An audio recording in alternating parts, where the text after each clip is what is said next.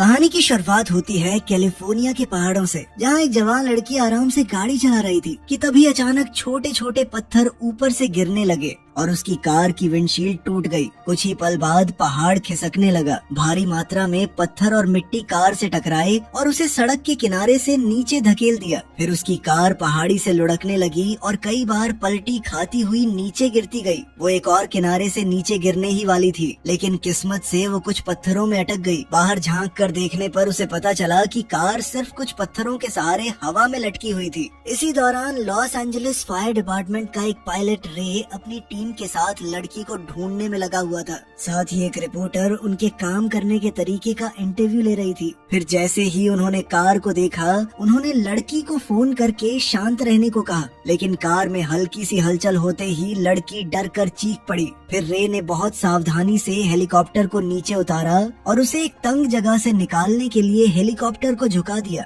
उसके बाद एक रेस्क्यूअर रस्सी के सहारे नीचे उतरा ताकि वो कार को सुरक्षित कर सके। उसके पास सिर्फ 5 मिनट का समय बचा, क्योंकि उसके बाद हेलीकॉप्टर का इंजन जवाब दे सकता था। जैसे ही रेस्क्यूअर कार के करीब पहुंचा, लड़की ने घबरा कर उसकी तरफ हाथ बढ़ाया, जिससे कार दोबारा हिलने लगी। कुछ देर बाद कार को रोक लिया गया, लेकिन अचानक वो फिसल गई और रेस्क्यूअर उसमें फंस गया। उधर हेलीकॉप्टर भी जोर जोर से हिलने लगा और इंजन ज्यादा देर तक चलने की हालत में नहीं था। ये देखकर रे ने खुद नीचे जाने का फैसला किया। जब हेलीकॉप्टर से काला धुआं निकलना शुरू हुआ, तब रे कार तक पहुंच गया। उसने कार का दरवाजा तोड़ दिया और लड़की को बाहर निकाल लिया। उसी वक्त को पायलट ने कार को पकड़ने वाली रस्सी काट दी। इससे कार नीचे गिरकर बुरी तरह तबाह हो गई, लेकिन रेस्क्यूअर आजाद हो गया और रे ने लड़की को सुरक्षित पकड़े रखा। इसके बाद कैलिफोर्निया इंस्टीट्यूट ऑफ टेक्नोलॉजी में डॉक्टर डेविड बड़े भूकंपों के इतिहास पर लेक्चर दे रहे थे। उन्होंने बताया कि कैसे दुनिया भर में आए विनाशकारी भूकंपों ने लाखों लोगों की जान ली और भारी तबाही मचाई। फिर डेविड ने सैन एंड्रियास फॉल्ट का भी जिक्र किया, जो कैलिफोर्निया से गुजरती टेक्टोनिक प्लेट्स के मिलने की जगह थी। उन्हें पूरा यकीन था कि ये फॉर्मेशन कभी न कभी एक बहुत बड़े भूकंप का कारण जरूर बनेगी। लेक्चर के बाद डेविड अपने ऑफिस गए, जहां डॉक्टर पार्क ने उन्हें हूवर डैम के पास महसूस किए गए छोटे भूकंपों की जानकारी दी। दोनों ने तुरंत वहां जाकर जांच करने का फैसला किया।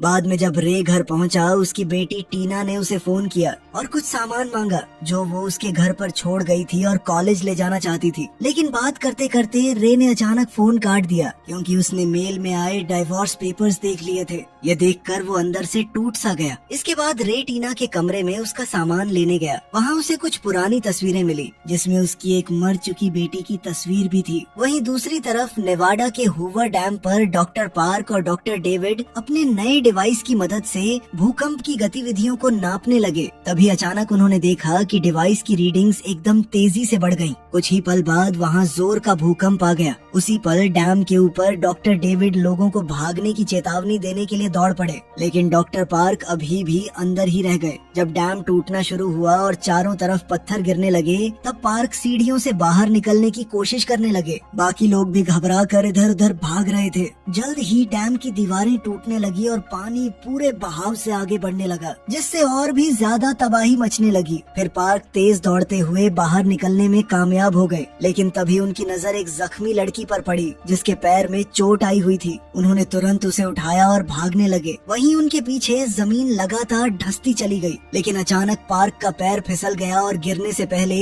उन्होंने लड़की को डॉक्टर डेविड की तरफ धकेल दिया। जब उन्होंने खुद को संभालने की कोशिश की, तब उन्हें पता चला कि उनका पैर एक लोहे के सरिये में फंस चुका था। डॉक्टर डेविड उनकी मदद करना चाहते थे, लेकिन पार्क ने उन्हें लड़की को बचाने के लिए कहा। उसके अगले ही पल डैम पूरी तरह टूट गया और पानी का एक विशाल सैलाब आया, जो पार्क को अपने साथ बहा ले गया। इधर रे को उसके बॉस का मैसेज मिला। उस मैसेज में भूकंप की खबर थी और उसे तुरंत काम पर बुलाया गया था। काम पर जाने से पहले रे टीना का सामान देने गया। वहाँ उसकी मुलाकात अपनी एक्स वाइफ विक्टोरिया और उसके बॉयफ्रेंड डेनियल से हुई। विक्टोरिया ने रे को बताया कि वो और डेनियल अब एक दूसरे से शादी करने वाले हैं। ये सुनकर रे और भी दुखी हो गया और इसलिए वो जल्दी से वहाँ से निकलकर काम पर चला गया। कुछ घंटों बाद टीना डेनियल के साथ उसके ऑफिस पहुँची। लॉबी में इंतजार करते हुए उसकी मुलाकात बेन और उसके छोटे भाई लोगन से हुई और तीनों जल्दी ही दोस्त बन गए। दूसरी तरफ वही रिपोर्टर जिसने रे का इंटरव्यू लिया था वो डॉक्टर डेविड का इंटरव्यू लेने पहुंची। उन्होंने बताया कि डॉक्टर पार्क की मौत से पहले उन्होंने ये साबित कर दिया था कि उनका नया डिवाइस भूकंप की पहले से भविष्यवाणी कर सकता था। तभी डॉक्टर डेविड के स्टूडेंट्स वहाँ दौड़ते हुए आए। उनके पास सैन एंड्रियास फॉल्ट के आसपास बढ़ रही भूकंप की गतिविधियों की बुरी खबर थी। इस जानकारी का इस्तेमाल करते हुए डॉक्टर डेविड ने कुछ हिसाब लगाए और नक्शे पर सैन एंड्रियास फॉल्ट और हूवर डैम की जगह पर निशान लगाया। गहरी जांच के बाद उन्होंने एक खौफनाक नतीजा निकाला। पूरा सैन फ्रांसिस्को शहर अब बहुत बड़े खतरे में है। उधर डाउनटाउन लॉस एंजलिस में विक्टोरिया डेनियल की बहन के साथ लंच करने बैठी। तभी विक्टोरिया को रे का फोन आया। रे ने अपने पहले वाले व्यवहार के लिए माफी मांगी, लेकिन उसी वक्त रेस्टोरेंट की टेबल्स कांपने लगी। कुछ ही पलों में पूरी इमारत जोर जोर से हिलने लगी। भूकंप अब आ चुका था। उधर हेलीकॉप्टर में बैठे रे ने खिड़की से बाहर देखा तो उसे फ्लाईओवर टूटकर नीचे गिरते हुए दिखे। उसने तुरंत विक्टोरिया से पूछा कि तुम कहाँ पर हो। फिर रे ने उससे इमारत की छत पर पहुँचने को कहा और भरोसा दिलाया कि वो कुछ ही मिनट में उसे लेने आ जाएगा। वहीं डॉक्टर डेविड के ऑफिस में सब लोग जल्दी से टेबल्स के नीचे छुप गए। उनके डिवाइस ने दिखाया कि ये वाला भूकंप पहले वाले से 100 गुना ज्यादा ताकतवर है।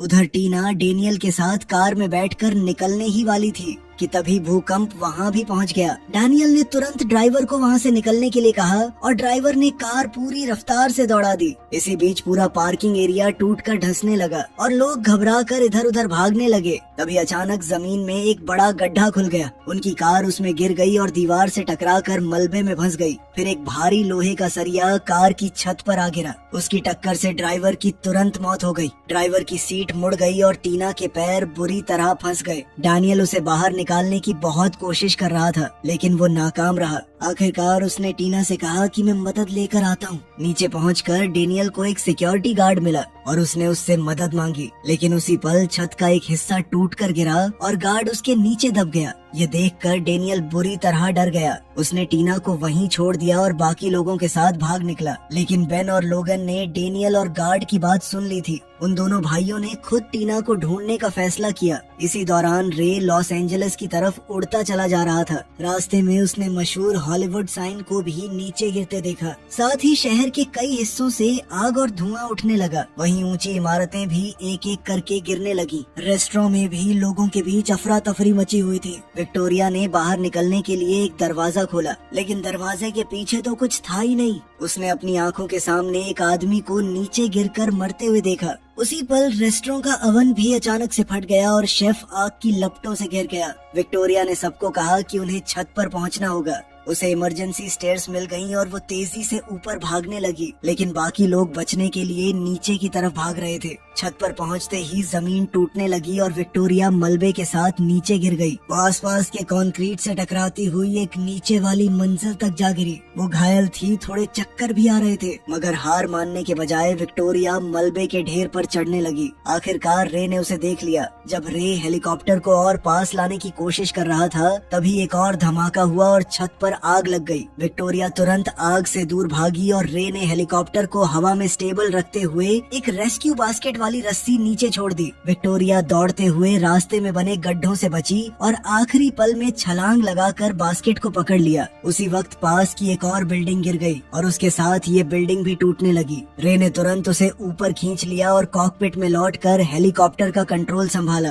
क्योंकि एक और इमारत के गिरने की वजह से हेलीकॉप्टर तेज घूमने लगा। बहुत ही ज्यादा मुश्किल से हेलीकॉप्टर का एक दरवाजा खो देने के बाद भी किसी तरह वो लोग बच गए और बिल्डिंग्स के गिरने से पहले वहाँ से निकल गया। उधर सैन फ्रांसिस्को में टीना को अपना फोन मिल गया और उसने रे को मदद के लिए कॉल किया, लेकिन कुछ ही देर में सिग्नल चला गया। रे ने विक्टोरिया से कहा कि हमें टीना को बचाने जाना होगा। तभी और मलबा कार के ऊपर गिरने लगा। इसी दौरान बेन और लोगन टीना तक पहुँच गए और उसे निकालने के लिए एक लोहे की रॉड का इस्तेमाल करने लगे, लेकिन इससे और ज्यादा मलबा गिरने लगा। फिर बेन ने कार की डिक्की चेक की और उसे एक टायर जैक मिला। उसने उसकी मदद से ऊपर गिरा हुआ बीम उठाया, लेकिन वो सिर्फ थोड़ा सा ही उठा। जल्दी सोचते हुए बेन ने कार के टायर्स पंक्चर कर दिए ताकि कार नीचे बैठ जाए और टीना को निकलने के लिए थोड़ी और जगह मिल सके। ये तकनीक कामयाब रही और टीना ऐन मौके पर गाड़ी से बाहर निकल आई, जिसके बाद मलबे ने गाड़ी को पूरी तरह कुचल दिया।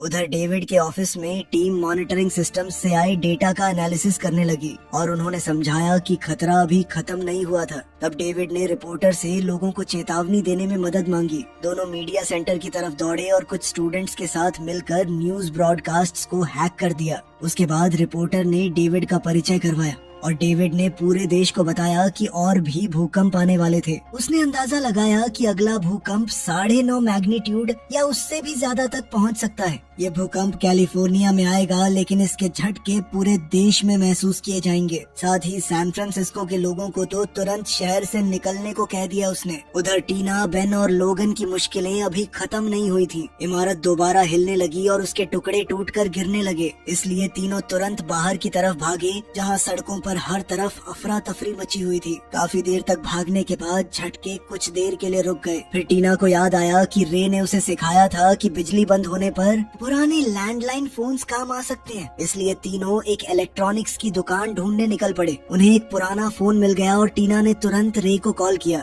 उसने बताया कि डेनियल उसे छोड़कर भाग गया था। ये सुनकर विक्टोरिया गुस्से से भर गई। फिर रे ने टीना से कहा कि वो ऊंची जगह पर मौजूद कोई टावर पहुंच जाए। उसने वादा किया कि वो जल्द ही वहां आकर उसे ले जाएगा। कॉल खत्म होने के बाद बेन ने अपने माता पिता को फोन किया, जबकि विक्टोरिया ने डेनियल को कॉल लगाया। लेकिन जब कॉल वॉइस मेल पे चली गई तो विक्टोरिया ने उसे धमकाते हुए कहा कि अगर तू इस भूकंप से बच गया ना कुत्ते, तो मुझसे नहीं बच पाएगा। दूसरी तरफ डेनियल बाकी बचे लोगों के साथ सड़क पर आगे बढ़ रहा था कि तभी उसी भूकंप ने एक और इमारत गिरा दी। भीड़ घबराकर अलग अलग दिशाओं में भागने लगी, लेकिन डेनियल सिर्फ अपनी जान बचाने के बारे में सोच रहा था। वो लोगों को धक्का देकर आगे बढ़ने लगा, जिससे धूल की तेज लहर एक आदमी को दूर उड़ा ले गई। इसी बीच रे और विक्टोरिया का हेलीकॉप्टर तबाह हो चुके बेकर्सफील्ड के ऊपर से गुजर रहा था कि अचानक उसका एक इंजन फट गया। रे समझ गया कि अब तो हेलीकॉप्टर गिरने वाला है। उसने उसे बचाने के लिए खतरनाक तरीके से कभी नीचे तो कभी ऊपर उड़ाना शुरू किया,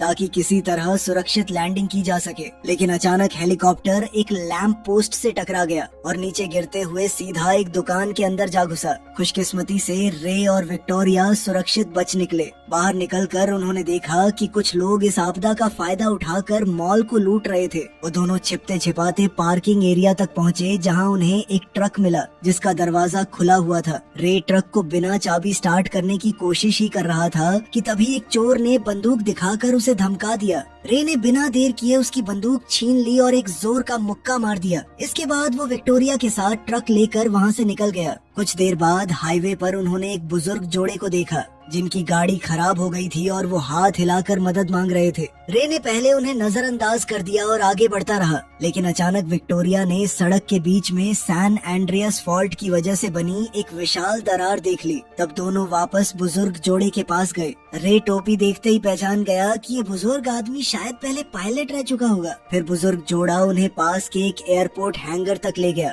उनका शुक्रिया अदा करते हुए रे और विक्टोरिया ने उन्हें अपना ट्रक दे दिया और खुद एक छोटे प्लेन में सवार हो गए। प्लेन उड़ाने से पहले रे ने माफी मांगते हुए कहा कि हमारी बेटी के मर जाने के बाद मैं कभी तुमसे ढंग से बात नहीं कर पाया, क्योंकि उसे समझ ही नहीं आया था कि उस दर्द का सामना कैसे करे। वो खुद को इस हादसे का जिम्मेदार मानता था, क्योंकि उस दिन राफ्टिंग पर जाने का आइडिया उसी का था। साथ ही उसने ये भी माना कि मेरी वजह से ही हमारी शादी टूटी है। लेकिन विक्टोरिया ने उसे समझाया कि उनकी बेटी को कोई नहीं बचा सकता था और उसे खुद को दोष देना बंद कर देना चाहिए।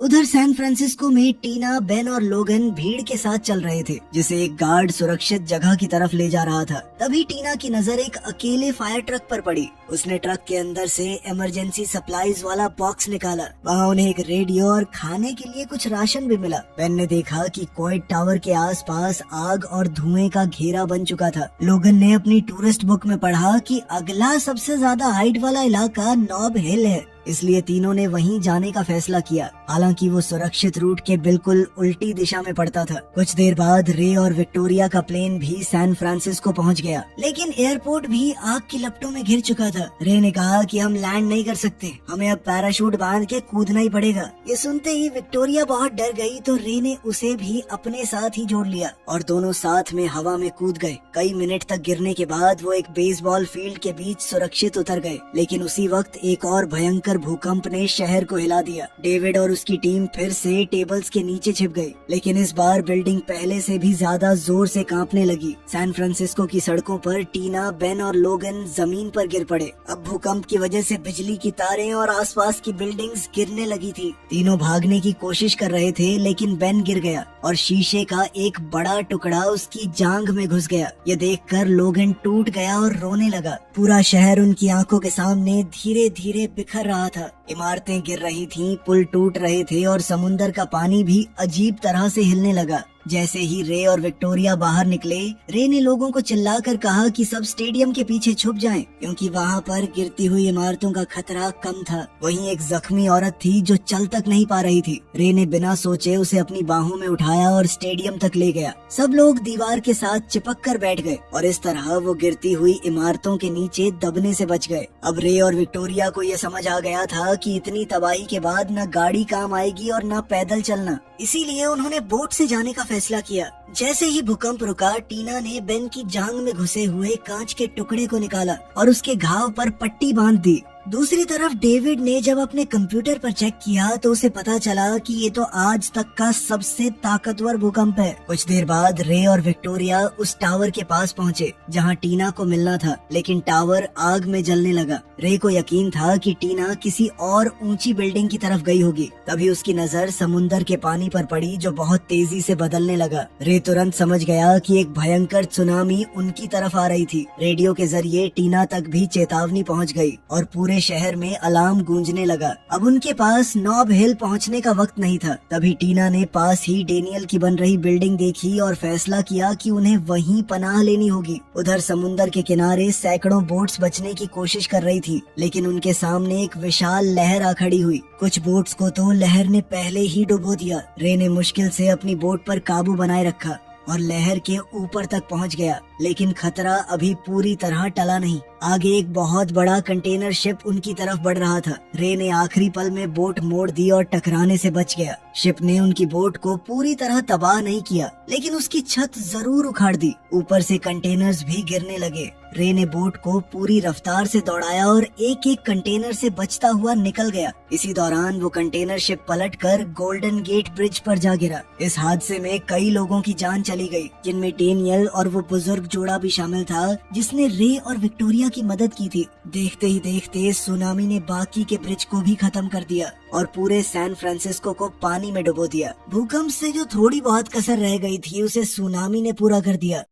उधर टीना, बेन और लोगन बिल्डिंग की सीढ़ियां चढ़ते हुए ऊपर भागते चले गए। वो सबसे ऊपर वाली मंजिल पर रुक गए क्योंकि आगे का रास्ता पूरी तरह बंद मिला, मगर वो ऊंचाई भी काफी साबित नहीं हुई। उन्हें साफ नजर आ रहा था कि सुनामी उनकी तरफ तेजी से बढ़ रही थी। फिर तीनों दौड़कर मजबूत पिलर्स के पीछे छिप गए। अगले ही पल लहर ने खिड़कियां तोड़ दी और पानी बिल्डिंग के अंदर घुस आया। इमारत जोर से हिलने लगी और गिरने ही वाली थी, लेकिन किस्मत से पास की एक और बिल्डिंग से टकराकर अटक गई। अब बिल्डिंग झुक गई थी और पानी धीरे धीरे बाहर निकलने लगा। इधर टीना, बेन और लोगन फर्नीचर को कसकर पकड़े रहे ताकि वो नीचे न गिर जाएं। कुछ देर बाद रे और विक्टोरिया बोट लेकर उस इलाके में पहुँचे और चारों तरफ फैली बर्बादी देखकर सन्न रह गए। रे को पता था कि टीना ने बचपन से उसकी सर्वाइवल ट्रेनिंग सुनी थी। वो समझदार है, जरूर किसी ऊंची बिल्डिंग की तरफ गई होगी। इस सोच के साथ दोनों उन बिल्डिंग्स की तरफ बढ़ने लगे ताकि टीना को ढूंढ सकें। उधर टीना और दोनों भाइयों ने देखा कि सीढ़ियों का रास्ता अब साफ हो चुका था, इसलिए वो और भी ऊपर वाली मंजिल की तरफ बढ़ गए।